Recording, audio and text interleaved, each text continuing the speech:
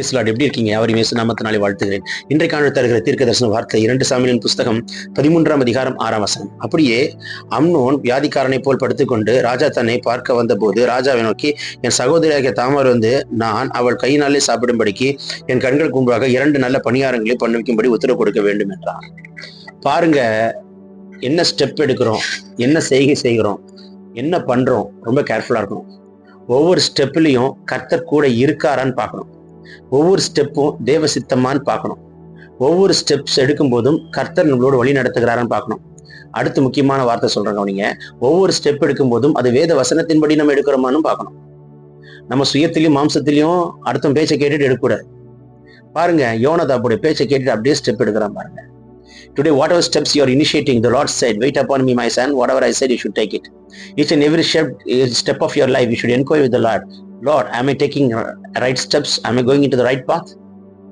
You should inquire with the Lord, my brother and sister. I am not talking, the Lord is talking to you. The Lord who is the one anointed my tongue is talking to you. Now, Akinil Abhishekitha Kathar பேசிக்கொண்டிருக்கிறார். Each and every step, inquire with the Lord and take it. Each and every step, you should discern. You must discern yourself whether the Lord is supporting with me, whether the Lord is traveling with me. You have to, how you feel the Lord is traveling with you, how you feel the presence of the Lord is with you, how you feel the God is guiding you. உங்களோட கூட கர்த்தர் guide பண்ணிட்டு இருக்கிறாரா? உங்களோட கர்த்தர் வழி நடத்தி கொண்டிருக்கிறாரா? உங்களால் அது உணர முடிகிறதா? உங்கள் பிரயாணங்களில் கர்த்தர் உங்க கூட வருகிறது உங்களை காண முடிகிறதா? கர்த்தருடைய கரம் உங்களால் உணர முடிகிறதா? இவன் எடுக்கிற ஒவ்வொரு ஸ்டெப்லையும் கர்த்தர் கூட இல்லையே, மாம்சத்துல எடுக்கிறான். என்ன ஸ்டெப் எடுக்கிறான் வாசிக்க இன்னொரு முறை கேட்குறீங்களா? பாருங்க, 6ஆம் வசனம். அப்படியே அம்னோன் வியாதிக்காரனை போல் படுத்துக்கொண்டான். ராஜா தன்னை வந்து பார்க்க வந்தாரு. ராஜாவை பார்த்துட்டு நோக்கி சொல்றான், என் சகோதரியாக தாமார் வந்து நான் அவள் கையினாலே சாப்பிடும்படிக்கு என் கண்களுக்கு முன்பாக 2 நல்ல பணியாரங்களை பண்ணும்படிக்கு உத்தரவு கொடுக்க வேண்டும் என்றான். இது அவசியமா? இந்த ஒவ்வொரு ஸ்டெப் எடுக்க ரைட் ஸ்டெப்ஸ். சிந்தையில ஒண்ணு, செயல ஒண்ணு இல்ல, யோசிக்கணும் இல்ல? சரி, இன்னொரு பக்கம் சொல்றேன் கவனிங்க. நாணயத்தினோட இன்னொரு பக்கத்துக்கு சொல்லவா? சரி, ராஜாவா இருக்கிற தாவீது யோசிக்கணும்ல, அதனடா நீ வியாதி படிக்கல இருக்கும் பொழுது உனக்கு வைத்திய தேவை அன்றி தாமார் வந்து பணியாரம் சுட்டாதானே? எத்தனையோ எருசலேம் குமாரத்திகள் வேலை செய்கிற பணிவிடைக்காரர்கள்லாம் இருக்கிறாங்களே, அவங்களே யாரோ ஒருத்தர் வரட்டுமே, அது என்ன உனக்கு தாமார் வந்து பணியாரம் சுட்டுதானே? தாமார் வந்து 2 பணியாரங்களை பண்ணுவிக்கும்படி உத்தரவு கொடுக்குன்னு கேட்கறியே, தாமார் உனக்கு வரணும் அவசியம் இல்லையே. தாவீதும் அது யோசிக்கவில்லை. நம்ம வாழ்க்கையில ரொம்ப ஞானமா இருக்க வேண்டிய அவசியமா இருக்கிறது.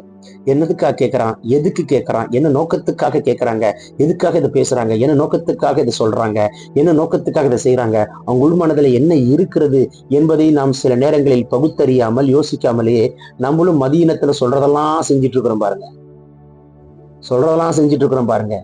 இன்னைக்கு கர்த்தர் உங்களோட முகமுகமாய் பேசிக் கொண்டிருக்கிற ஒரு பெரிய விடுதலை கர்த்தர் கொடுக்கிறார். உங்கள் மனக்கண்ணை திறக்கிறார். சாத்தானுடைய தந்திரத்தை வெளிப்படுத்தி காட்டுகிறார். அற்புதம் நடக்குது. சேட்டனுடைய பிளான் இன்னைக்கு பிரேக் ஆகுது. காட்ஸ் பிளான் இன்னைக்கு ஃபுல்ஃபில் ஆகுது. சொல்ல சொல்ல பரலோகம் திறக்கப்படுகிறதை பார்க்கிறேன்.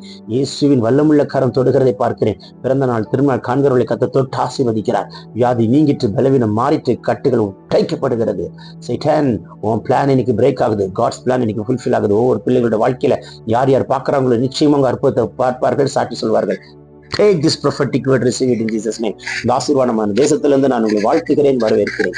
Amen, amen, amen. God bless you. Have a blessed day. God bless you.